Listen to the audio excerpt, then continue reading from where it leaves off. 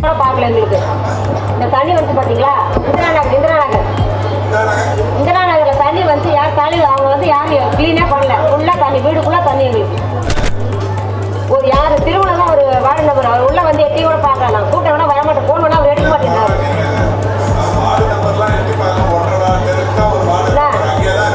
எட்டியே பார்க்க முடியாது. இவரும் காலையும் வரதான் இல்லை. ஓட்டு மட்டும் வந்து கரெக்டாக வாங்கிக்கிறாங்க. ஆனால் ஆமாம், இந்த வாரம்லாம் போட மாட்டாங்க.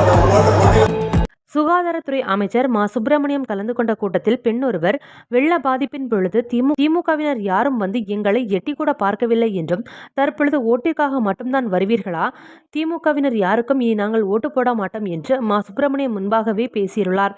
இதனால் அங்கு சிறிது நேரம் பரபரப்பு ஏற்பட்டுள்ளது. சென்னையில் ஏற்பட்ட வெள்ள பாதிப்பின் பொழுது வெள்ளம் பாதிக்கப்பட்ட பகுதிகளை நேரில் சென்று கூட ஆய்வு செய்த திமுகவினர் தற்பொழுது நாடாளுமன்ற தேர்தல்கள் நெருங்குவதால் கூட்டங்களை நடத்தி வருகின்றனர். இதனால் கூட்டங்களில் பங்கேற்று வரும் மக்கள் திமுகவினரையும் திமுகவின் கூட்டணி கட்சிகளையுமே விரட்டி எடுத்து வருகின்றனர்.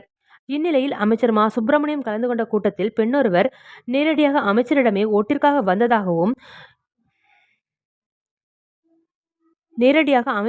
ஓட்டிற்காக தான் வந்தீர்களா என கேள்வி எழுப்பியதுடன், இனி திமுகவிற்கு யாரும் வாக்களிக்க மாட்டோம் என்று கூறியிருந்தது திமுக ஆதரவாளர்களிடையே அதிர்ச்சியை ஏற்படுத்தியிருந்தது.